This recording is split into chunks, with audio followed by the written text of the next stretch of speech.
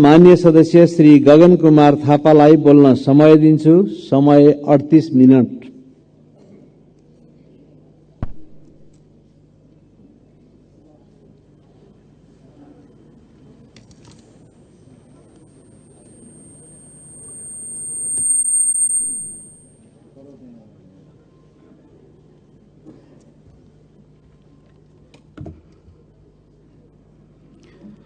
सम्माननीय सभामुख महोदय, केशव कुमार बुढाथोकी संविधान सभाको निर्वाचित सदस्य त हुनुहुन्थ्यो नै। हाम्रो पार्टी नेपाली कांग्रेसका एकजना पुरानो नेता, लोकतान्त्रिक आन्दोलनका एक सक्रिय अभियन्ता र झापा जिल्लाको त्यहाँको जनताहरूको एउटा प्रिय नेताको रूपमा र निडर व्यक्तित्व बना आफ्नो मान आर्जन गर्नुभएको नेता हुनुहुन्थ्यो। हिजो हामीले उहाँलाई गुमाएका छौं। यो क्षणमा म उहाँलाई सम्झन चाहन्छु, उहाँको परिवारप्रति हार्दिक समवेदना प्रकट गर्न चाहन्छु र उहाँप्रति भावपूर्ण श्रद्धाञ्जली अर्पण गर्छु। भर्खरै मात्र हामीले जानकारी प्राप्त गर्यौं कि आदरणीय पद्मप्रसाद पाण्डे महासचिव नियुक्त हुनुभएको छ। म नेपाली कांग्रेस पार्टी, नेपाली कांग्रेसको सिंगो संसदीय दलको तर्फबाट मलाई बधाई दिन चाहन्छु र यो कार्यकालको सम्पूर्ण सफलताको कामना पनि गर्छु। हामी आजबाट अधिवेशनको एउटा नयाँ यात्रामा निस्किएका छौं। योभन्दा अघिल्लो अधिवेशन हाम्रो लागि धेरै सम्झना योग्य रहेन। सरकार आफैले पनि यो कुरालाई स्वीकार गरेको छ। त्यही भएर यो पटक अघिल्लो अधिवेशनभन्दा फरक बनाउँछु भनेर हामीसँग वाचा गरेको छ। यो पटक म थुप्रै संसदलाई काम दिन्छु। खास गरिकन संविधान कार्यान्वयनसँग जोडिएका थुप्रै कानूनहरू बनाउनु बाँकी छन्। ती कानूनहरू बनाउनलाई संसदको यो अधिवेशनमा सांसदहरूलाई भ्याइ नभ्याइ हुन्छ भन्ने सरकारको बाचा छ। अर्थतन्त्रलाई चलायमान बनाउनका निम्ति पनि थुप्रै कानूनहरू परिमार्जन गर्नुपर्नेछ, कानूनहरू बनाउनु पर्नेछ। यी सन्दर्भमा पनि मैले काम गर्छु भनेर भनेको छ। संहिता कार्यान्वयन लगायतका विषयहरू पनि सरकारले प्राथमिकतामा राख्छु भनेर भनेको छ। हामी त्यसको प्रतीक्षा गरिरहेका छौं। संसद स्वयं आफैले पनि अघिल्लो अधिवेशनभन्दा म अलिकति काम गर्ने तरिका बदल्छु भनेर हामीले अस्ति पहिलो दिनबाटै यो यात्रा सुरु गरेका छौं। हामी अलिकति आफ्नो काम गर्ने तरिकालाई व्यवस्थित बनाउँछौं। हामी एउटा कार्यतालिका बनाएर काम गर्छौं। हाम्रो संसदीय समितिहरूलाई पनि हामी थप क्रियाशील बनाउँछौं। हामी संसद समयमा चलाउँछौं। हामी संसदबाट सरकारले ल्याएका कामहरू समयमा टुङ्ग्याउँछौं भन्ने हाम्रो वाचा छ। त्यो वाचामा हामी सबै प्रतिबद्ध छौं नै। संसदीय समितिहरूले पनि यही अनुरूप आफूलाई ढाल्नेछन् भन्ने हाम्रो अपेक्षा छ। संसदीय समितिहरूको विश्वसनीयताको प्रश्न पनि छ। कतिपय सन्दर्भमा हामीले निर्देशन दिनका निम्ति हतारो गरेका छौं। कतिपय सन्दर्भमा आरोप प्रत्यारोप पनि गरेका छौं। कतिपय सन्दर्भमा प्रक्रिया मिचिएको र अपारदर्शी भएको भन्ने विषयहरू पनि सँगसँगै उठेर आएको छ। यो सबै कुराले संसदीय समितिको विश्वसनीयता घटाउँछ। त्यो भनेको सिंगो संसदको विश्वसनीयता घटाउँछ। सरकार नयाँ ढंगले काम गर्छु भनिरहेको बेलामा व्यवस्थापिका संसदको नेतृत्व सम्माननीय सभामुखले व्यवस्थापिका संसदलाई फरक ढंगले चलाउँछु भनिरहेको बेलामा संसदीय समितिको नेतृत्व गर्ने हामी जो छौं, हामी सबैले पनि हाम्रो संसदीय समितिलाई फरक ढंगले चलाउँछु भन्ने एउटा संकल्प गर्नै पर्नेछ। हामीसँग विगतका अनुभवहरू छन्। कहिलेकाहीँ एउटै विषयलाई दुईटा तीनटा संसदीय समितिहरूको क्षेत्राधिकार हो कि भनेर अलमल हुँदै गर्दा सँगै बसेर काम गरेका अनुभवहरू छन्। म यो क्षणमा स्वर्गीय रविन्द्र अधिकारीलाई सम्झिरहेको छु। जतिखेर उहाँ विकास समितिको सभापति हुनुहुन्थ्यो, म त्यो बेलामा कृषि जलस्रोत समितिको सभापतिको रूपमा काम गरिरहेको थिएँ। सम्माननीय स्वर्गीय सुशील कोइराला प्रधानमन्त्री हुनुहुन्थ्यो। कतिपय विषयहरूमा हामी सँगै एउटै समिति जस्तो बसेर सँगै काम गर्थ्यौं, सरकारलाई बोलाउँथ्यौं र त्यो बेलामा सरकारले पनि हाम्रो कुरालाई गम्भीरतापूर्वक लिन्थ्यो। आरोप प्रत्यारोप भन्दा फरक ढंगबाट पनि काम गर्ने ठाउँहरू छन् भन्ने सन्दर्भमा हामी सबैले सोच्नुपर्ने बेला आएको छ। यो अधिवेशनको दौरानमा संसदीय समितिले थुप्रै कामहरू गर्नुपर्नेछ, कानूनहरू बनाउनु पर्नेछ। कानून बनाउने विषयका सन्दर्भमा पनि हामी आफैले पनि यो छोटो समयमा केही तितो अनुभवहरू गरेका छौं। यी कुराहरूमा हामी सबै खुला हृदयले समीक्षा गर्न तयार छौं भन्ने पनि म ठान्दछु। यही क्रममा हामी राजनीतिक दलहरू जो अहिले संसदभित्र छौं, हामीले पनि आफ्नो काम गर्ने तरिका बदल्नु परेको छ। यो संसदको सबभन्दा ठूलो दल भएको हिसाबले नेपाली कांग्रेस यो सन्दर्भमा अझै आफूलाई अझै बढी जिम्मेवारीका साथमा प्रस्तुत गर्नुपर्छ भन्ने ठान्दछ। यही सोचेर हामीले भर्खरै बसेको संसदीय दलको बैठकबाट गम्भीरतापूर्वक छलफल गरेर एउटा संकल्प गरेका छौं कि यो पटकको संसदको अधिवेशनमा हाम्रो उपस्थितिलाई हामी थप जिम्मेवार बनाउनेछौं। हामी आफूलाई थप क्रियाशील पनि बनाउनेछौं र सरकारले संसदबाट जे कुराहरूको अपेक्षा गरेको छ, संसदको ठूलो दलको हिसाबले यो जिम्मेवारीका साथमा हाम्रो क्रियाशीलताले सरकारको त्यो अपेक्षा पूरा गर्नको लागि र आम नागरिकको संसदप्रतिको अपेक्षा पूरा गर्नका निम्ति हाम्रो भूमिका तदनुरूप गर्नेछौँ भन्ने हिसाबले हामीले आफ्नो बैठकबाट केही निर्णयहरू गरेका छौँ र त्यो निर्णयले अनुरूप यो अधिवेशनभरि हाम्रा सांसद साथीहरू चल्नुहुन्छ भन्ने कुरामा म आश्वस्त पार्न पनि चाहन्छु। तर यो सँगसँगै हामीले हाम्रो यो संसदलाई आम नागरिकसँग कसरी जोड्ने भन्ने पनि हेर्नुपर्नेछ। हिजोको मात्र एउटा तथ्याङ्क हामीले हेऱ्यौँ भने पर्यटकहरूबाट जति रकम नेपाल भित्रिन्छ, हामी 10 लाख पर्यटक पुग्यो भनेर भन्छौँ, त्योभन्दा बढी रकम नेपाली विद्यार्थीहरूले बाहिर पढ्नको लागि लिएर गए भन्ने तथ्याङ्क हामीले हिजो मात्र पढ्यौँ। हामीले आफ्नै वरिपरि पनि थुप्रै केटाकेटीहरू बाहिर पढ्न गएको हामीहरू देख्छौँ। हुन त कहिलेकाहीँ हामीहरू मिथ्याङ्कहरूको सहारा पनि लिन्छौँ। नेपालमा खास गरिकन चिकित्सा लगायतका कतिपय विषयका सन्दर्भमा हामीले भ्रामक धारणाहरू बनाएर राखेका छौँ। नेपालको वरिपरि सिमाना क्षेत्रमा दर्जनौं नर्सिङ कलेजहरू खुलेका छन्, त्यहाँ हजारौं विद्यार्थीहरू पढ्न गएका छन् भनेर कहिलेकाहीँ आफू आतंकित हुन्छौँ, अरूलाई आतंकित बनाउँछौँ। हाम्रो सरकारको तथ्याङ्कले भन्छ गएको 3 वर्षमा 300 विद्यार्थी पनि बाहिर पढ्न गएका छैनन् नर्सिङ पढ्नका लागि। अरू विषयहरू पढ्न गएका छन्, अस्ट्रेलिया गएका छन्, क्यानाडा गएका छन्, युरोप गएका छन्, थुप्रै गएका छन्। तर सबै पढ्न भनेर गएका छैनन्।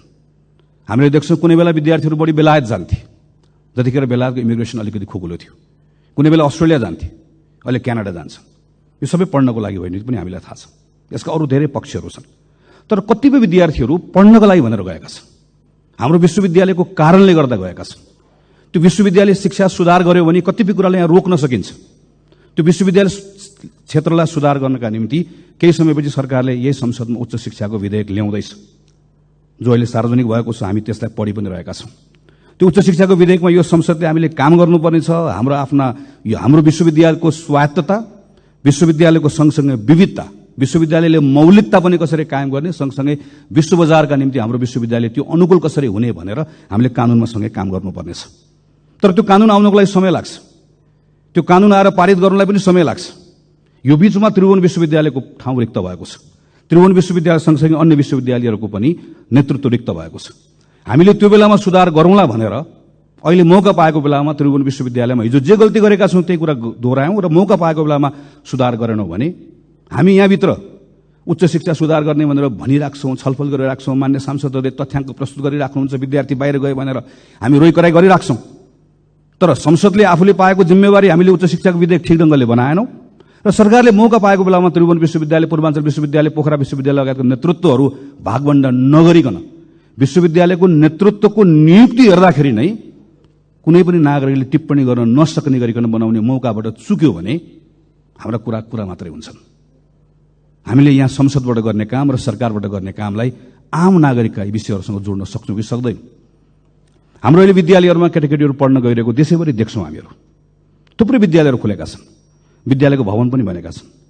तर एक कक्षामा 100 जना विद्यार्थी भर्ना भएको विद्यार्थीहरू 10-12 कक्षामा पुग्दै गर्दा 30-32 जना विद्यार्थीहरू मात्र बाँकी रहन्छन्। त्योभन्दा पनि डरलाग्दो कुरा अर्को, हाम्रो केटाकेटीहरू विद्यालयमा पढिरहेका छन् तर सिकिरहेका छैनन्। गणित सिकिरहेका छैनन्, विज्ञान सिकिरहेका छैनन्, अङ्ग्रेजी त अझै कम सिकिरहेका छन्। विज्ञान, गणित र अङ्ग्रेजी आएन भने अहिले हामी सूचना प्रविधिको जुन कुरा गरिरहेका छौँ, नलेज इकोनोमीको जुन कुरा गरिरहेका छौँ, नेपालले अघिल्लो पटक जुन हामीले हाम्रो ट्रेन छुट्यो भनिरहेका छौँ, अर्को पटक फेरि ट्रेन छुट्छ। 3 कक्षा 4 कक्षा पढ्ने बच्चालाई, 5 कक्षा 6 कक्षा पढ्ने बच्चालाई एकपटक हामीले हेऱ्यौँ भने ती केटाकेटी पढिरहेका छन् तर तिनले गणित, विज्ञान, अङ्ग्रेजी जानिरहेका छैनन् भने अबको 8-10 वर्षपछि, 5-7 वर्षपछि जब तिनीहरू 18-20 वर्षको हुन्छन् र हामीसँग ठुलो जनसङ्ख्या हाम्रो आफ्नो श्रमको बजारमा हामीसँग हुन्छ, तर अङ्ग्रेजी, गणित, विज्ञानको फाउन्डेसन नभएको केटाकेटीहरू भइसके पछाडि हामीले चाहेर पनि केही पनि गर्न सक्दैनौँ। हामी अर्को एउटा मौकाबाट फेरि चुक्छौँ। त्यसलाई जोगाउने हो भने हामीले अहिले काम गर्नुपर्ने 3, 4, 5, 6, 7, 8 विद्यालय शिक्षामा काम गर्नुपर्ने छ। संसदमा विधेयक आइरहेको छ।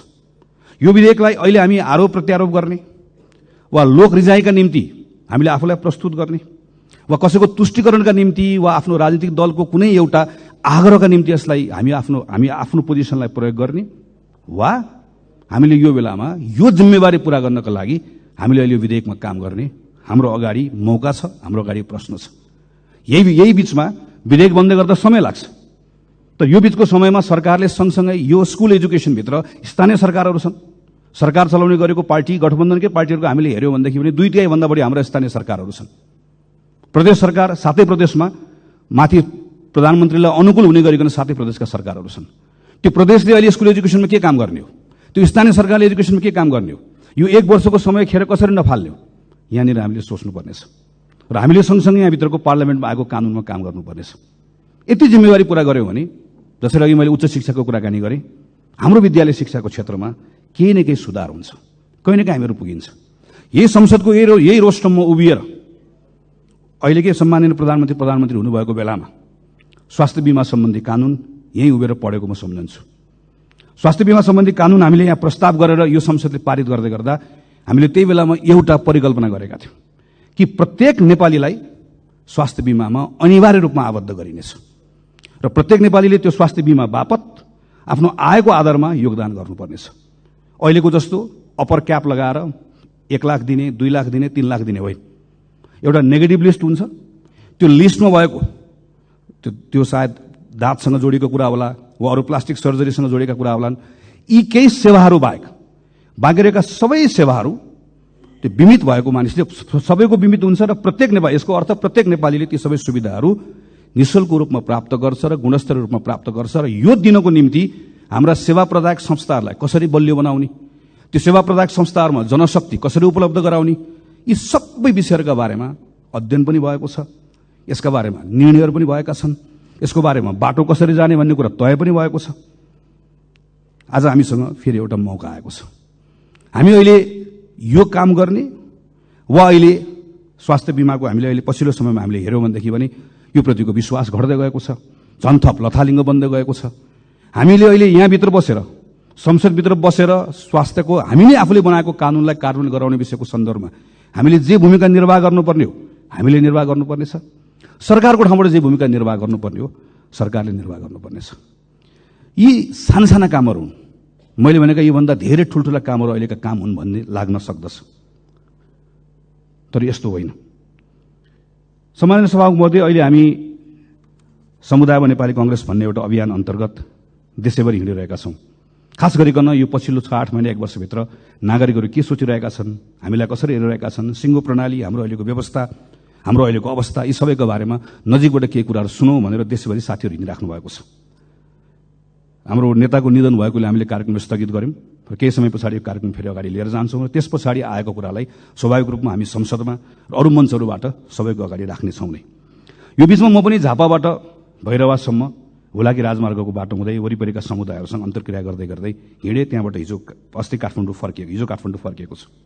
यो बिचमा मैले देखेँ कि हाम्रा पूर्वाधारहरूको अवस्था, चाहे त्यो ठुलो पूर्वाधार होस्, चाहे झापाको त्यो कन्काई पुल होस्, मोरङको रतुवामाई पुल होस्, वा धनुषाको कमलाको पुल होस्, वा बाटोमा परेका सिँचाइका ठुला आयोजनाहरू हुन् वा साना आयोजनाहरू, चाहे सानो होस् चाहे मध्यम होस्, यी सबै आयोजनाहरूको बेहाल छ।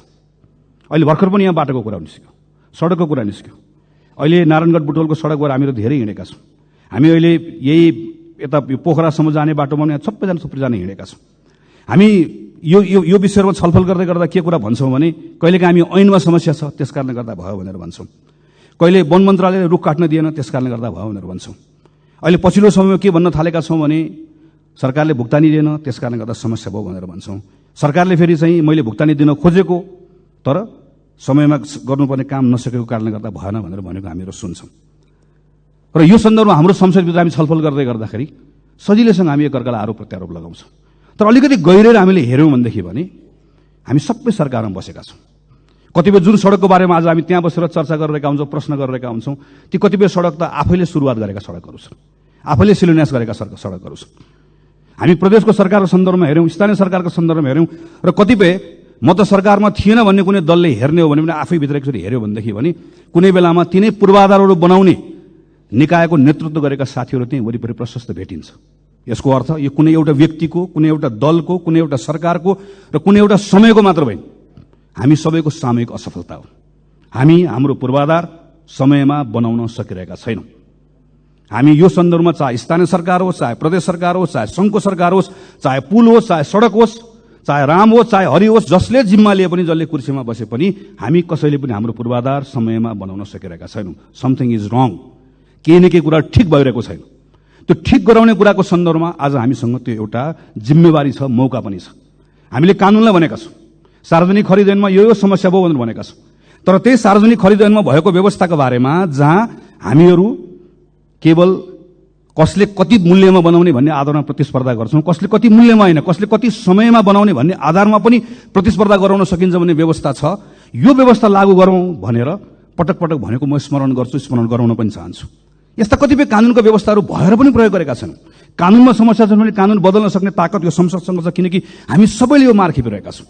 अभ्यासमा समस्या छ भने अभ्यास बदल्ने पनि हामीसँग त्यो शक्ति बोकेर बसेका छौँ। यो कुनै रकेट साइन्सको कुरा होइन। हाम्रै साथीहरू नेपालभन्दा बाहिर गएर जिम्मेवारी लिएर जाँदै गर्दा पूर्वाधार समयमा बनेको छ। हाम्रै कामदारले गरेका छन्। हामी जसलाई ठेकेदार भनेर भन्छौँ त्यो पनि एउटा व्यवसाय हो, त्यो पनि एउटा जिम्मेवारी हो।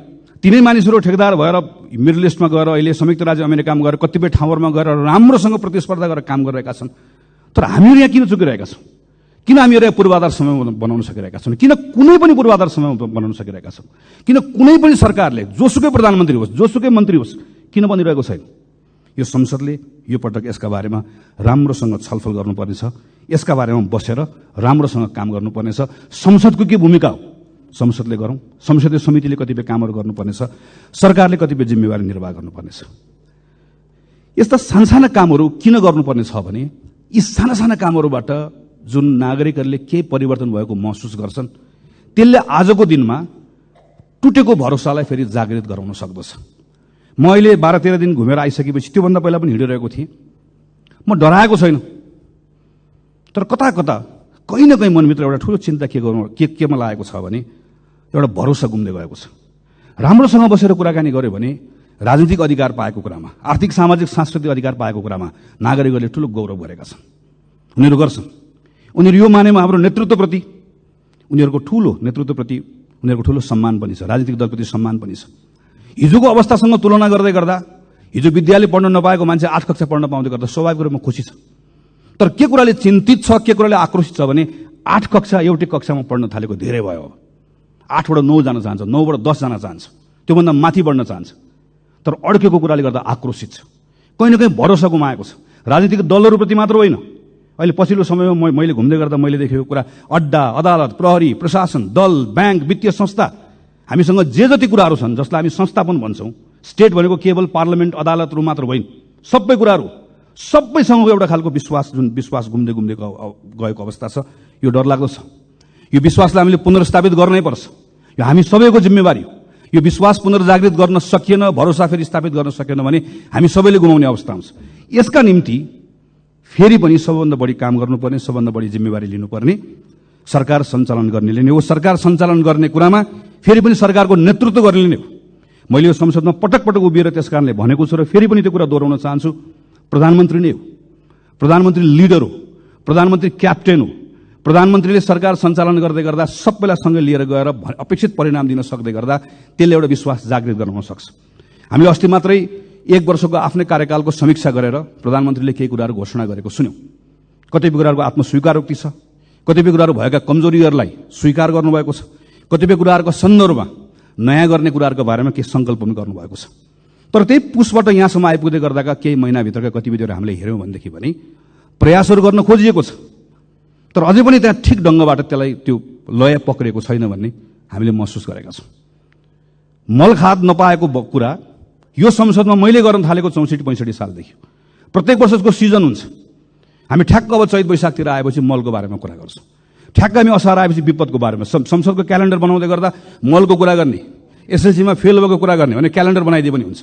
कुन समयमा कुन महिनामा के को कुरा हुने भन्ने कुरा यसमा हामी गएको 10, 12, 15 वर्षदेखि लगातार त्यही विषयमा त्यो महिनामा ठ्याक्क कुरा गर्छौँ, त्यसलाई बिर्सन्छौँ, फेरि अर्कोचोटि आउँछ अर्को कुराकानी गर्छौँ।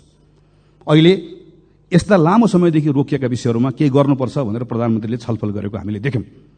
तर छलफल गरिसके पछाडि आज छलफल भयो, मैले भनेको 10 दिनभित्रमा 15 दिनभित्रमा यति काम गर्ने भनेर निर्देशन दिएको पनि हामीले पढ्यौँ। योभन्दा अगाडिको प्रधानमन्त्रीले निर्देशन नदिएकोले अहिले मैले निर्देशन दिएकोले गर्दा हुन्छ भन्ने सोचबाट बाहिर निस्कनुपर्छ। निर्देशनले हाम्रो समस्याको समाधान गर्दैन। प्रधानमन्त्रीले निर्देशन दिएको देखेपछि मन्त्रीले पनि निर्देशन दिने हो, मन्त्रीले दिएको देखेपछि संसदीय समितिले पनि निर्देशन दिने हो। सबैलाई निर्देशन दिने मात्रै हो। स्थानीय सरकारहरूको हालत यही छ, प्रदेशको सरकारको हालत यही छ। त्यसैले यहाँभित्र हाम्रो समस्याको समाधान खोज्नका निम्ति अतिरिक्त पहल कदमी चाहिएको छ। त्यसैले म फेरि दोहोऱ्याएर भन्छु कि प्रधानमन्त्रीले त्यो सिंहदरबारभित्र प्रधानमन्त्रीको कुर्सीमा बसेर दिनको 10 देखि 5 बजेको समय जसरी एउटा कुनै संस्थाको प्रमुखले जसले संस्थाको नेतृत्व गरेको हुन्छ दिनको निश्चित समय आफूले दिएको जिम्मेवारी भन्दा बाहेक अरू कुनै जिम्मेवारीको बारेमा चिन्तन गर्दैन, सोच्दैन, त्यसैलाई प्राथमिकतामा राख्छ। नेपालको प्रधानमन्त्रीले पनि त्यसै गरिकन काम गर्नै पर्छ। त्यसपछि मात्रै त्यो उपलब्ध भएको समयको बीचमा गरिने छलफलले समस्या पनि देखाउँछ, समस्याको पहिचान पनि हुन्छ, समाधान कसरी खोज्ने भन्ने कुरा पनि जान्छ र त्यसैले हामीलाई टुङ्गोमा पनि पुर्याउँछ। काम गर्ने तरिका नबदलिकन फरक परिणाम आउँदैन। उही काम गरेर फरक परिणामको अपेक्षा गर्ने कुरा केवल मूर्खता मात्रै हुन्छ। त्यसको सुरुवात स्वयं प्रधानमन्त्रीबाट गरिनुपर्छ। नागरिकहरूको बीचमा अर्को भएको ठूलो आक्रोशको विषय भनेको सुशासनको विषय हो। सुशासनको सन्दर्भमा हाम्रा संवैधानिक निकायहरूले अत्यन्त पारदर्शी ढङ्गले नै काम गर्ने हो। यो सरकारको कुरा मात्र होइन, राज्यको अरूको निकायहरूको पनि त्यत्तिकै दायित्व छ। संविधानले सृजना गरेका संस्थाहरूले पारदर्शी ढङ्गले काम गर्नुपर्नेछ। उसको विश्वसनीयतामाथि पनि प्रश्नहरू उठेका छन्, ती विश्वसनीयता मूल्य काम गर्नुपर्नेछ। सम्मानित अदालतको पनि यसमा भूमिका छ, संसदीय समितिहरूको पनि भूमिका छ, तर फेरि पनि सबभन्दा ठूलो भूमिका सरकारकै छ। सरकारले सुशासनको सम्बन्धमा मैले काम गरेँ भनेर हुँदैन। सरकारले गरेको कामहरू नागरिकले महसुस गर्न पाउनुपर्छ। नागरिकहरू आफैले त्यो कुरालाई नजिकबाट निहालेर हेरेका हुन्छन्। सरकारले गरेको काममा कुनै पूर्वाग्रह नहोस्, तर सँगसँगै सरकारले गरेको काम सुशासनका निम्ति गरेका पहल कदमीहरू कतैबाट प्रभावित पनि नहोस्। प्रहरी, प्रशासन, अड्डा लगायतका कुराहरू कुनै खालका लोक रिझाइका निम्ति, कुनै स्टन्टबाजी गर्नका निम्ति, कुनै पत्र पत्रिकाको हेडलाइनमा आउनका निम्ति उसले कुनै पनि निर्णयहरू नगरोस् भन्ने कुराको स्वाभाविक रूपमा अपेक्षाहरू रहन्छ। यसो गर्दै गर्दा संसदको पनि पूर्ण रूपमा सरकारलाई साथ रहनुपर्छ। हाम्रो पनि डबल स्ट्यान्डर्ड हुनु हुँदैन। हामीले पनि घटना हेरेर, प्रकरण हेरेर आफ्ना निर्णय, आफ्ना मतहरू बनाउनु हुँदैन। जोसुकै होस्, जतिसुकै शक्तिशाली होस्, राजनीतिक शक्ति होस् कि आर्थिक शक्ति होस्, नेपालको सार्वजनिक जग्गा कसैले हडप्छ भने सजाय पाउनु पर्दैन, दण्ड पाउनु पर्दैन। जतिसुकै शक्तिशाली होस्, जुनसुकै पदमा बसेको होस्, हातमा ताकत होस्, कलम होस्, नागरिकता बनाउनलाई कृत्य गर्छ भने फलानु दलसँग जोडिएको छ, त्यसकारणले गर्दा कृत्य गरे पनि उसको कृत्य माफी हुन्छ, चल्छ। जतिसुकै शक्तिशाली होस्, जुनसुकै ताकत भएको होस्, आम नागरिकहरूले निक्षेप सङ्कलन गरेर जम्मा गरेको सहकारीमा ठगीको धन्दा चलाउँछ, ठगीको धन्दाको मतियार हुन्छ भने कानुनी कारबाहीको दायरामा आउनु पर्दैन, कानुनले कारबाही गर्नु पर्दैन। त्यसैले सुशासनको आजको दिनको मन्त्र बनेको कानुनको शासन, विधिको शासन, चाहे जग्गा मिच्ने होस्, जग्गा हडप्ने होस्, चाहे नागरिकताको कृत्य गर्ने होस्, चाहे सहकारीमा ठग्ने होस्, यताको होस् उताको होस्, जुनसुकै दलको होस्, दलभन्दा बाहिरको होस्, जतिसुकै शक्तिशाली होस्, कसैले पनि उन्मुक्ति पाउनुहुन्न। एउटा सर्वसाधारण नागरिकले, एउटा नेपाली नागरिकले जे गर्दा दण्ड पाउँछ भने शक्तिशालीलाई पनि त्यो कानुन त्यसरी नै लागू हुनुपर्छ। जुनसुकै अवस्थामा पनि, जुनसुकै अर्थमा पनि नेपाल सरकारले यो बाटो यसरी समात्दै गयो भने बल्ल एउटा विश्वासको वातावरण बनाउन सक्छ। अनि सँगसँगै राज्य भएको उपस्थितिको भरोसा दिलाउने कुरा, सुशासन सँगसँगै राज्यको उपस्थिति दिलाउने कुरा, केही विशिष्ट प्रकरणहरूका सन्दर्भमा मेरो राज्यले, मेरो सरकारले के गरिरहेको छ नागरिक हेरिरहेको हुन्छ। हामी यो संसदमाबाट सुन्न चाहन्छौँ सम्माननीय प्रधानमन्त्रीकै मुखबाट जाजरकोट, रुकुम भूकम्प पीडितहरूको अहिले अवस्था के छ भन्ने कुरा पत्र पत्रिकामा आउन छोडे भनेर तिनका बारेमा हामीले सोच्न छोड्यौँ, हामीले छलफल गर्न छाड्यौँ, राज्यले त्यसका बारेको संवेदनशीलता गुमायो भने राज्य हुनुको अर्थ हुँदैन। हामी विपिन जोशीका बारेको कुरा यहाँ बसेर थाहा पाउन चाहन्छौँ। हामी यो बेलामा रुसमा अलपत्र परेका नेपाली युवाहरू फर्काउनका निम्ति सरकारले गरेको प्रयास अपुग भयो, अपर्याप्त भयो।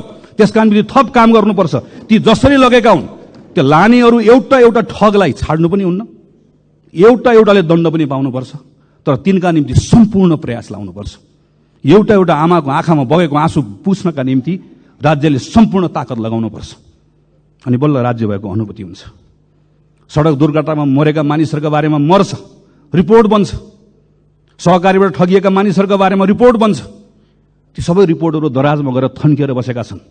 हामी हेर्न चाहन्छौँ यो अधिवेशनको दौरानमा सरकारले गरेको काम, अनि सरकारका मन्त्रीहरूले यहाँ उभिएर मैले यो रिपोर्ट पढेर यसको आधारमा यो 5वटा काम गरेँ भनेर त्यहाँ उभिएर हामी प्रश्न गर्न चाहन्छौँ, त्यहाँ उभिएर हामी सुझाव दिन चाहन्छौँ, त्यहाँ उभिएर परिणाम आएको हेर्न चाहन्छौँ। हामी सरकारलाई मद्दत गर्न चाहन्छौँ, किनकि आजको दिनको सरकारको कुरा मात्र होइन, सरकारमा बसेको कारणले गर्दा मात्र होइन। हामी यो बेलामा यतिखेर सानसाना कुराहरूको परिणामबाट नागरिकहरू खुसी भएको हेर्न चाहन्छौँ। झापादेखि यहाँसम्म आइपुग्दै गर्दा कतै जङ्गली हात्तीको कुरा छ, जसरी पहाडमा बस्ने साथीहरूले सधैँभरि बाँदरको कुरा गर्नुहुन्छ, माडीको किसानहरूले रातिको समयमा निकुञ्जभित्र गाडी कुद्ने व्यवस्था गर्नुहोस्, ठुरीको मानिसहरूले सामान्य मेरो त्यहाँभित्रको मेरो भन्सारको त्यहाँको स्तरोन्नति गरिदियो। कहीँ दुधको किसानको कुरा छ, कहीँ केराको किसानको कुरा छ। मैले खालि यति मात्र भन्न खोजेको कि यति साना साना कुराहरू छन् र यति डुएबल छन्, गर्न सकिने कुराहरू छन्। बसेर प्रधानमन्त्रीले मन्त्रीले एक ठाउँ बसेर यो कुरा गरौँ भनेर भन्दै गर्दा गर्न नसकिने कुराहरू छैनन्, असम्भव कुराहरू छैनन्, सम्भव कुराहरू छन्। स्रोत साधनले भ्याउने कुरा छ, नियम कानुनले दिएको कुरा छ, केवल इच्छा शक्ति चाहिएको छ। यी सानसानो कुराहरूबाट अहिले मैले शिक्षाको कुरा गरेँ, स्वास्थ्यको कुरा गरेँ। अब यही 5-6 महिना 6-7 महिनामा अहिले निराश भएको नागरिकले मेरो विद्यालयमा अलिकति सुधार देख्यो, विश्वविद्यालयको नियुक्ति सही ढङ्गले भएको देख्यो, ठगहरूलाई थुनिएको देख्यो, यता पूर्वाधारको कुरामा थोरै सुधार भएको देख्यो, सानसाना कुराहरू मात्र देख्यो भने त्यही नागरिकले फेरि राम्रो हुँदै गयो, राम्रो हुँदै जान थालेको छ, हिजोभन्दा आज राम्रो भयो भनेर भरोसा त्यहीँबाट जाग्न थाल्छ, त्यहीँबाट एउटा स्थिति बन्न थाल्छ। यसमा हामीले ध्यान दिनुपर्नेछ। र यसपछिको सबभन्दा महत्त्वपूर्ण विषय भनेको हाम्रो अर्थतन्त्रको विषय हो। राष्ट्र ब्याङ्कले हिजो मात्रै चालु आर्थिक वर्षको 6 महिनाको अहिलेको आर्थिक अवस्थाको प्रतिवेदन सार्वजनिक गरेको छ। हाम्रो रेमिटेन्स, हाम्रो पर्यटकहरूको आगमन, हामीले अहिले प्राप्त गरेको ऋण, हाम्रो ग्रान्ट, फरेन डिरेक्ट इन्भेस्टमेन्ट, सबभन्दा ठुलो कुरा हाम्रो फरेन करेन्सीको रिजर्भ, सबैमा अत्यन्त सन्तोषजनक स्थिति देखिएको तथ्याङ्कले देखाउँछ। 6 महिनामा करिब 7 खरब 32 अरब रुपियाँ, 33 अरब रुपियाँ रेमिटेन्सबाट आएको छ।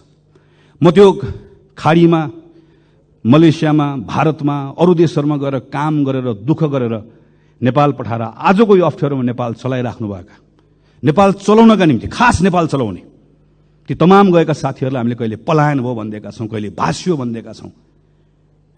म यो संसदको रोस्टरमा उभिएर तीप्रति सम्मान प्रकट गर्न चाहन्छु। तिनले पठाएको, तिनको मेहनतको कारणले गर्दा आज हाम्रो त्यो इकोनोमी चलेको छ। तर सरकार यो आँकडा हेरेर मात्रै मक्ख परेर बस्यो भने चाहिँ हामीहरू डुब्छौँ। किनकि यही बेलामा आँकडाको अर्को पक्ष पनि छ। ब्याङ्कसँग अहिले कहिले नभएको पैसा छ, त्यति पैसा थुप्रिएको छ, तर कर्जा लगानी नै हुँदैन। जम्मा 4% वृद्धि छ। तपाईँ हामी सबै घुमिरहेका छौँ। सानो व्यवसाय गर्ने पनि टाट पल्टेको छ, ठुलो व्यवसाय गर्ने पनि सबजना, सबैको हालत बेहाल छ। कोही मान्छे पनि ठिक भयो भनिरहेको छ। जुनसुकै सेक्टरमा जाउँ, रियल इस्टेटको सेक्टरमा जाउँ, म्यानुफ्याक्चरिङको सेक्टरमा जाउँ, एग्रो बिजनेस गर्ने सेक्टरमा जाउँ, स्मल इन्टरप्राइजेस गर्ने सेक्टरमा जाउँ, कहीँ कसैले पनि ठिक भयो भनेर भनिरहेको छैन। किनकि आन्तरिक अर्थतन्त्रमा ठुलो शिथिलता आएको छ। र यही बेलामा हामीले हेऱ्यौँ भने, अहिले पनि सुन्ने समय मैले सुनिरहेको थिएँ, यति निरस हाम्रो अहिलेको अवस्था। हामीले यदि खास गरिकन पुँजीगत खर्च हामीले हेऱ्यौँ भने आज 6 महिना 24 दिन भयो यो आर्थिक वर्षको, पुँजीगत खर्च कति भएको छ भन्दा 19.21%, जबकि आजको मितिमा 50% कम्तीमा खर्च भइसक्नुपर्ने हाम्रो अवस्था हो। केन्द्रीय सरकारको जस्तो छ, स्थानीय सरकार र प्रदेश सरकारको पनि त्यस्तै छ। गएको 5-6 वर्षमा हामीले हेऱ्यौँ भने 60% कसैको पनि नआएको छैन। यो पुँजीगत खर्च हेर्दै गर्दा तथ्याङ्कको कुरा मात्र होइन, पुँजीगत खर्च कम भएको कारणले गर्दा आजको दिनमा हाम्रो यी सबै बाह्य सूचकहरू ठिक हुँदै गर्दा पनि हाम्रो आन्तरिक अर्थतन्त्र यति शिथिल हुनुको मुख्य कारण भनेकै हामीले गर्ने पुँजीगत खर्च गर्न नसकेको कारणले गर्दा। यसको यति धेरै ठुलो यसले एउटा साइकल बनाएको, यति इन्टरट्विन छ यो विषय, एउटा अर्कोसँग जोडिएको छ। यो कारणले गर्दाखेरि यस्तो खालको एउटा भयानक स्थिति सृजना भएको छ। तर यो पुँजीगत खर्च बढाउनुको निम्ति हामी जान्न चाहन्छौँ र हामी यदि हाम्रो भूमिका के हुन्छ भने हामी मद्दत गर्न चाहन्छौँ। तपाईँ हिजो गरेको भन्दा के फरक गर्दै हुनुहुन्छ? हाम्रो प्रधानमन्त्री कार्यालय, हाम्रो अर्थ मन्त्रालय, हाम्रो अरू मन्त्रालयहरू, समग्रमा सरकार हिजो गरेको भन्दा के फरक गर्दैछ, के नयाँ ढङ्गले गर्दैछ, जसको आधारमा हामी विश्वास गर्न सक्छौँ कि अब पुँजीगत खर्च हिजोको भन्दा फरक हुन्छ। हामी त नयाँ बजेटको बारेमा छलफल गर्न थाल्यौँ, गर्ने पनि पर्नेछ, हामीले भनेको टाइममा गरौँ भनेर। तर नयाँ बजेटको छलफलको कुराको अर्थ के? पुरानो बजेटको बारेमा हामी सक्यो। अस्तिसम्म हामी पुरानो बजेटमा छलफल गर्दैथ्यौँ। बजेट कार्यान्वयनको अहिले चरणमा यति निराश लाग्दो अवस्था भएको बेलामा हामीले यो बेलामा पुँजीगत खर्च बढाउने विषयको सन्दर्भमा हामी यो गर्छौँ, यो गर्छौँ, यो गर्छौँ, यसरी गर्छौँ भन्ने कुरा गरेनौँ भने यसले हाम्रो अवस्था बदलाव ल्याउँदैन। हामी चाहन्छौँ सरकारले यसका बारेमा प्रयासहरू गरोस्, गरि पनि रहेको छ। कतिपय गरेको कुराहरूको बारेमा हामी जानकारी पनि चाहन्छौँ, हामी सूचित पनि हुन चाहन्छौँ, हामी त्यहाँ सुझाव दिन चाहन्छौँ, हामी सँगसँगै यी विषयहरूमा काम गर्न चाहन्छौँ। यति गर्न सकियो भने त्यसले थोरै सरकारलाई स्पेस दिन्छ। त्यो स्पेस पाएपछि अब के कानुनहरूमा काम गर्नुपर्नेछ। कम्तीमा पनि 5वटा कानुन खारेज गर्नुपर्नेछ। 28वटा कानुन, विदेशी लगानी, सार्वजनिक निजी साझेदारी लगायत हामीले टिपेर हेर्दै गर्दाखेरि करिब 28वटा नयाँ कानुनहरू यहाँभित्र बनाउनु पर्ने र परिमार्जन गर्नुपर्नेछ। अर्थात् करिब 40को हाराहारीमा यो संसदले अबको 5-6 महिनाभित्र कानुनमा काम गर्नुपर्नेछ। हामी ती कानुनमा काम गर्न तयार छौँ। पहिला सानो क्विक विन्सहरू हामीलाई चाहियो। त्यसले थोरै विश्वासको वातावरण बनाउँछ। त्यति विश्वासको वातावरण बनाइसकेपछि हामीले कानुनमा सुधार गर्नुपर्नेछ। त्यसले अझै वातावरण दिन्छ। त्यति वातावरण दिएपछि अनि हामीले अर्थतन्त्रको संरचनागत सुधार गर्नै पर्नेछ। किनकि हामी निर्वाचनमा जाने, निर्वाचन जित्ने, बहुमतको सरकार बन्ने, संविधान बनिसक्यो, कुनै अहिले युद्ध द्वन्द्व केही छैन, हामी सामान्य अवस्थामा छौँ। यो अवस्थामा पनि हामीले अर्थतन्त्रको संरचनागत सुधार गरेनौँ। हेर्नुहोस् त, हाम्रो व्यापार घाटा हामी अहिले हेऱ्यौँ भने हामी बङ्गलादेश जस्तो हुने भन्छौँ म्यानुफ्याक्चरिङ सेक्टरमा। हाम्रो अहिले करको दर जुन छ, करको यो दर राखेर हामी बङ्गलादेश जस्तो हामी म्यानुफ्याक्चरिङ सेक्टर बन्न सक्छौँ। हामी पर्यटनमा यत्रो ठुलो आशा गरिरहेका छौँ। तर आजको दिनमा हाम्रो म्यानुफ्याक्चरिङ सेक्टर लगायतको यी सेक्टर्सहरूबाट हामीले रोजगारी सृजना गर्न सकेनौँ भनेदेखि भने हाम्रो अर्थतन्त्रको हालत अहिले जे छ अझ योभन्दा पनि कमजोर बन्दै जान्छ। हाम्रो अर्थतन्त्रमा संरचनागत सुधार नगरिकन हाम्रो अवस्था बदलिन्न। संरचनागत सुधारको लागि पहिलो पाइला नचालिकन गन्तव्यमा पुगिन्न। पहिलो पाइला चाल्नको लागि आत्मविश्वास चाहिएको छ। आत्मविश्वासको लागि अहिले केही सुधार गर्नुपर्नेछ। सानो सुधार गऱ्यौँ, थोरै ठाउँ दिन्छ। थोरै ठाउँमा बसेर कानुनी सुधार गरौँ, अझै ठुलो ठाउँ दिन्छ। अनि त्यो ठुलो ठाउँले आत्मविश्वास दिन्छ। त्यसपछि हामीले संरचनागत सुधार हामीले गर्नै पर्छ। हाम्रो अहिलेको जस्तो एग्रिकल्चर राखेर, अहिलेको जस्तो म्यानुफ्याक्चरिङ राखेर, अनि अहिलेको जस्तो हाम्रो यति यो खालको सर्भिस सेक्टर राखेर, अनि सर्भिस सेक्टरको हाम्रो कन्ट्रिब्युसन चाहिँ 60% भन्दा बढी सर्भिस सेक्टरको भनेर हामीले भन्ने, तर हाम्रो सर्भिस सेक्टर जुन खालको छ, यो खालको सर्भिस सेक्टर राखेर हामी कहीँ पनि पुग्दैनौँ। हामीले एउटा ठुलो जम्प गर्नुपर्ने छ। त्यो जम्प गर्नुको लागि हामीलाई एउटा ठुलो आधार चाहिएको छ। यसका निम्ति सम्माननीय सभामुख महोदय, योभन्दा राम्रो मौका कहिले आउँछ? संविधान बन्यो, संहिता आयो, सङ्घ छ, प्रदेश छ, सबैतिर अहिले एक खालको अनुकूलता छ, सबैतिर एउटा खालको वातावरण छ। हामीलाई कुनै बाह्य कारणले गर्दा अप्ठ्यारो भएको छैन। हामी सबै सहजतामा छौँ। हामी सबै सहजतामा भएको बेलामा पनि नेपाल सङ्कटमा छ, नेपाल सङ्कटमा छ, नेपाल अप्ठ्यारोमा छ भनेर भन्ने हो भने चाहिँ सजिलो चाहिँ कहिले हुने हो? के भयो भने चाहिँ नेपाललाई सङ्कटबाट बाहिर निकाल्ने हो त हामीले। त्यसरी यो बेलामा फरक ढङ्गले काम गर्ने कुरामा सरकारले सोचोस् भन्ने हो। र नेपाली कांग्रेस पार्टी हामी संसदको ठुलो दलको हिसाबले यो अभियानमा हामी सरकारमा छौँ, हाम्रो जिम्मेवारी छ, त्यहाँ पनि छँदैछ। हामी यो संसदको यो ठाउँबाट पनि सरकारले बनाउने कानुन, सरकारले यहाँबाट खोजेका तमाम कुराहरूका सन्दर्भमा हामी सहयात्रा गर्न चाहन्छौँ। हामी सँगसँगै मद्दत पनि गर्न चाहन्छौँ। यी सबै विषयहरू छलफल गर्दै गर्दा संविधानको अर्को पाटो हामीले बिर्सनौन्न। हामीले संविधानमा दलितका बारेमा कुरा गरेका छौँ, मधेसीका बारेमा कुरा गरेका छौँ, महिलाका बारेमा कुरा गरेका छौँ, अल्पसङ्ख्यकका बारेमा कुरा गरेका छौँ। यी तमाम विषयहरूको कुराकानी गर्दै गर्दा यो केवल बोल्ने विषय मात्र होइन। केही समयपछि संसदमा निर्वाचनको ऐन आउँदैछ, राजनीतिक दल सम्बन्धी ऐन आउँदैछ। यी तमाम कानुनहरूमा छलफल गर्दै यो पटक संसदले यहाँभित्र फेरि के हाबी नहोस् भन्नेतर्फ सचेत रहनै पर्छ भने संविधानको त्यो मर्म जसले दलित, महिला, मधेसी, मुस्लिम सबैको, अल्पसङ्ख्यक सबको समान प्रतिनिधित्वको कुरा गर्छ, समान हैसियतको कुरा गर्छ, हाम्रा कानुनहरू पछाडि नफर्क्यौँ, हाम्रा कानुनहरू यो त्यो रिग्रेसिभ बाटोमा नजाओस् भन्नेतर्फ पनि संसदको यो अधिवेशनमा हामीले यथेष्ट ध्यान पुर्याउनु पर्नेछ। पछिल्लो समयमा हामी के देख्दै गएका छौँ भने डेमोक्रेसीको एउटा सुन्दर पक्ष भनेको असहमति राख्न पाउने कुरा हो, आफ्नो फरक मत राख्न पाउने कुरा हो। तर केन्द्र कतिपय ठाउँमा सङ्घको सरकार पनि हामी कतिपय ठाउँमा अनुदार हुँदै गर्दा त्यसको सिको प्रदेशको सरकारले, त्यसको सिको स्थानीय सरकारहरूले गर्न थालेर एउटा नागरिकका समूहले आफ्नो मागहरू राख्दै गर्दा, हाम्रो असहमतिहरू राख्दै गर्दाखेरि हाम्रो सिभिक स्पेसहरू हामीले खुम्चाउँदै जाँदै गर्दा, साँगुरो बनाउँदै जाँदै गर्दा यसले अनुदार चेहरा देखाउने, चरित्र देखाउने मात्र होइन, त्यसले त्यो डेमोक्रेसीको सबैभन्दा सुन्दर पक्षलाई सङ्कुचित गर्दै गर्दा यो प्रतिको विश्वास पनि उड्दै जान्छ। यो तर्फ पनि सरकार सचेत रहनुपर्नेछ र संसद पनि सचेत रहनुपर्नेछ। हामीले पनि सरकारलाई यो सन्दर्भमा हामी यो त्यो नभनिकन उसलाई सचेत गराउनु पर्ने, उसलाई ख्याल गराउनु पर्नेछ कि डेमोक्रेसीमा यहाँ संसदभित्र मात्र होइन, संसदमा हामीले सरकारलाई औँला तेर्साउन पाएको जस्तै नागरिकले पनि रत्न पार्कमा बसेर सरकारलाई औँला तेर्साउन पाउनुपर्छ, चाहे त्यो स्थानीय सरकार होस्, चाहे त्यो सङ्घको सरकार होस्। त्यो स्पेस यदि खुम्चिँदै गयो, साँगुरो हुँदै गयो भने त्यो आक्रोश सिङ्गो प्रणालीले थेग्नुपर्ने अवस्था आउँछ, जुन हामीले थेग्न नसक्ने अवस्था बन्न सक्दछ। त्यसैले सम्माननीय सभामुख महोदय, नेपाली कांग्रेस पार्टीको तर्फबाट हामी यो पटकको यो अधिवेशन यसपटक हाम्रै माग, हामी सबैको माग रह्यो। हामी बजेटको प्री बजेट छलफल पनि अहिले गर्दैछौँ। यसलाई पनि हामी सार्थक बनाउन चाहन्छौँ, यो औपचारिकता मात्र नहोस् भन्ने चाहन्छौँ। हामी सरकारले भनेका तमाम जुन कमिटमेन्ट अनुसारको कानुनहरू यो संसदको अधिवेशनमा आओस् भन्ने चाहन्छौँ। त्यो सक्रियतापूर्वक त्यसमा हामीहरू भाग लिएर अन्य दलहरूसँग पनि सहकार्य गरेर हामी छिटोभन्दा छिटो हाम्रो संविधानको मर्म अनुसारको कानुनहरू बनाएर यहाँबाट पारित होस् भन्ने अवस्था होस् भन्ने हामी चाहन्छौँ। यो अधिवेशनमा सम्माननीय सभामुख महोदयले प्रारम्भमा भन्नुभएको जस्तै यसलाई हामी जिम्मेवार बनाउँछौँ, व्यवस्थित बनाउँछौँ, तर सँगसँगै सांसदहरूले राख्नुभएको कुराहरू चाहे शून्य समयमा होस् चाहे विशेष समयमा होस्, यहाँबाट उठेका ती प्रश्नहरू केवल प्रश्नका रूपमा मात्र नरहोस्, सरकारले निरन्तर रूपमा त्यसको जवाफ दिने अवस्था बनोस्। हामी यो सन्दर्भमा काम होस् भन्ने चाहन्छौँ। हामी यो बीचको समयमा यहाँभित्र दलहरूका बीचमा कैयन कुराहरू छन्, चाहे त्यो टीआरसीको कुरा होस्, चाहे हाम्रो अन्तर्राष्ट्रिय सम्बन्धको कुरा होस्, कतिपय कुराहरूमा हामीले एउटा साझा धारणा बनाउनु पर्नेछ, समान धारणा बनाउनु पर्नेछ। संसदभित्र हुने छलफलले, यहाँभित्र हुने वाद विवादले, यहाँभित्र हुने बहसले एकतालाई बल पुर्याओस्। चाहे त्यो शान्ति प्रक्रिया टुङ्ग्याउने सन्दर्भमा होस्, चाहे त्यो हाम्रो अन्तर्राष्ट्रिय सम्बन्ध, यो दल त्यो दल नबनिकन नेपालको अन्तर्राष्ट्रिय सम्बन्धलाई सबैले अन गर्ने हाम्रो आफ्नो अन्तर्राष्ट्रिय सम्बन्ध बनाउने कुराको सन्दर्भमा, चाहे अहिले अप्ठ्यारोमा परेका इकोनोमीका कतिपय कुरालाई सुधार गर्ने विषयका सन्दर्भमा हाम्रोभित्र हुने यहाँभित्रको छलफलले, प्रश्नले, वाद विवादले, यहाँभित्रको बहसले त्यसलाई बल पुर्याओस्। अझै सँगै काम गर्ने कुरामा त्यसलाई ताकत दियोस्। हामी यो चाहन्छौँ र यसका सन्दर्भमा नेपाली कांग्रेस पार्टीको तर्फबाट सम्पूर्ण रूपमा हाम्रो कमिटमेन्ट छ। हामीले यो पटक अस्ति भर्खर बसेको संसद दलको बैठकको निर्णयमा भनेका छौँ, संविधानको रक्षा, यो व्यवस्थाको सुदृढीकरण र आम नागरिकहरूले व्यवस्थासँग गरेको जुन अपेक्षा छ त्यसलाई पूरा गर्ने भन्दा आजको दिनमा हाम्रो लागि अर्को कुनै विषय छैन, हाम्रो लागि अर्को कुनै प्राथमिकता छैन। त्यो नै हाम्रो लागि सर्वोपरि छ। त्यही मान्यताका साथमा यो पटकको संसदको अधिवेशनभरि यो हाम्रो पार्टीको तर्फबाट यहाँ उपस्थित रहनुभएको सबै सांसद साथीहरूले व्यक्तिगत रूपमा पनि र कतिपय ठाउँमा संसदीय समितिभित्र सबै ठाउँमा कानून निर्माण गर्ने कुरामा, संसदको बहसमा, छलफलमा यी सबै कुराहरू सकारात्मक ढङ्गबाट जिम्मेवारीका साथमा क्रियाशील भएर कानूनहरू निर्माण गर्ने कुरा निष्कर्षमा पुगोस्।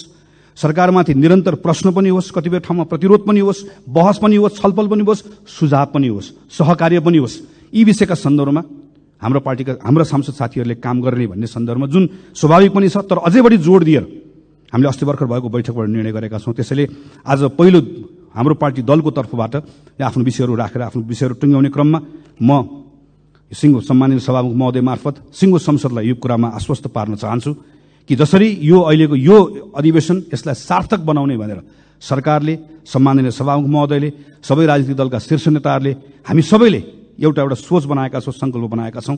यो सङ्कल्पलाई पुरा गर्ने साथमा हामी नेपाली कांग्रेस पार्टीको तर्फबाट 100% हाम्रो यसमा संलग्नता रहन्छ, 100% हाम्रो सक्रियता रहन्छ र हामी अन्य दलहरूसँग, संसदभित्र रहनुभएका तमाम अरू सबै दलहरूसँग कानून निर्माण गर्ने कुरा, सुशासनका कुरा, भ्रष्टाचार अन्त्य गर्ने कुरा र हाम्रो अर्थतन्त्रलाई चलायमान बनाउने कुरा र संविधानलाई कार्यान्वयन गर्ने कुरा, खास गरिकन संघीयताको कार्यान्वयन गर्ने कुरा, सुशासनको कुरा लगायतका तमाम विषयहरूका सन्दर्भमा हामी सहकार्य पनि गर्न चाहन्छौँ।